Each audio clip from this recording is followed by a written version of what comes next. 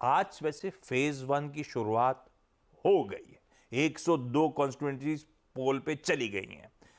Vote डाल दीजिएगा अगर आप उस कॉन्स्टिट्यूएंसी में। छुट्टी भी दी होगी सरकार ने आपको भैया, इसी काम के लिए दी है। लाइए इलेक्शन सिलेक्शन का स्टिंग और रखिए सेठ साहब को और पार्थिव को स्क्रीन पे।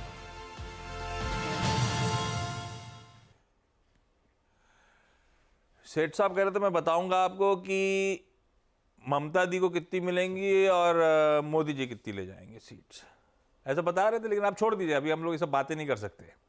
अपन अब बात करेंगे जब एग्जिट पोल का टाइम आएगा, तब सेठ साहब से व्यू लेंगे उस पर। सेठ साहब अभी बताइए आप पोजिशनली क्या पसंद कर रहे हो?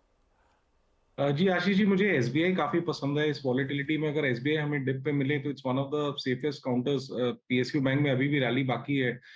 तो कोई डिप मिले 720 730 के लेवल में, तो एसबीआई थोड़ा थोड़ा एक्यूमुलेट करें। स्टॉप लॉस रहेगा 700 का, और मेरे टारगेट्स इलेक्शन के बाद तक के बनते 825 और 850 के।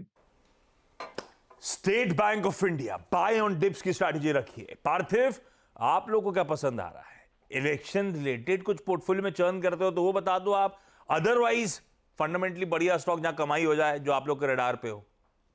यस सी देखिए, कोई भी गवर्नमेंट आती है तो एक चीज तो डेफिनेटली मोमेंटम में है, वो है रिन्यूएबल एनर्जी।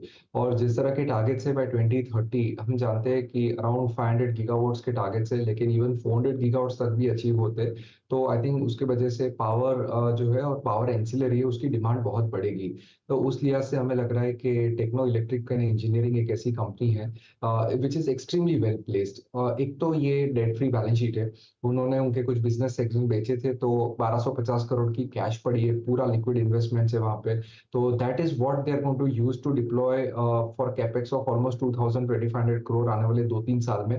बिकॉज इनके जो ईपीसी रिलेटेड बिजनेस है, जहाँ पे हम जानते हैं ट्रांसमिशन, डिस्ट्रीब्यूशन, डेटा सेंटर, उस तरह के बिजनेसेस है। इवन स्मार्ट मीटरिंग में भी काफी प्रोजेक्ट्स में L1 है। आज की तारीख में ऑर्डर बुक देखने जाए तो अराउंड 5200 करोड़ की ऑर्डर बुक है। मैनेजमेंट यही चीज गाइड कर रही है कि अभी जो उनका क्वार्टरली एग्जीक्यूशन का रन रेट है 400 से 450 करोड़ के आसपास है, जो नेक्स्ट ईयर करीबन 550, और उसके बाद I think they are targeting somewhere around 700-800 crore per quarter. तो उस लिहाज से आई थिंक FY 25 के लिए जो उन्होंने रेवेन्यू गाइडेंस दी है करीबन ऑलमोस्ट 2500 करोड़ की दी है एट 13-15% एबिटा मार्जिन।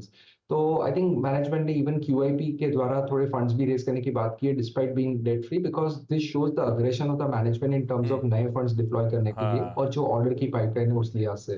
तो एकदम प्रॉक्सी है I think for the manifesto also, और आगे जाते जिस तरह का कैपेक्स होगा, और रिस्क नहीं है because perfect. Debt free balance sheet. रखिए भाई एसबीआई और टेक्नो इलेक्ट्रिक को रडार पे। ट्रांजिशन करूं, मुनाफे की तैयारी कंप्लीट करूं, जाते जाते आपको CNBC आवाज के मेगा इंटरव्यू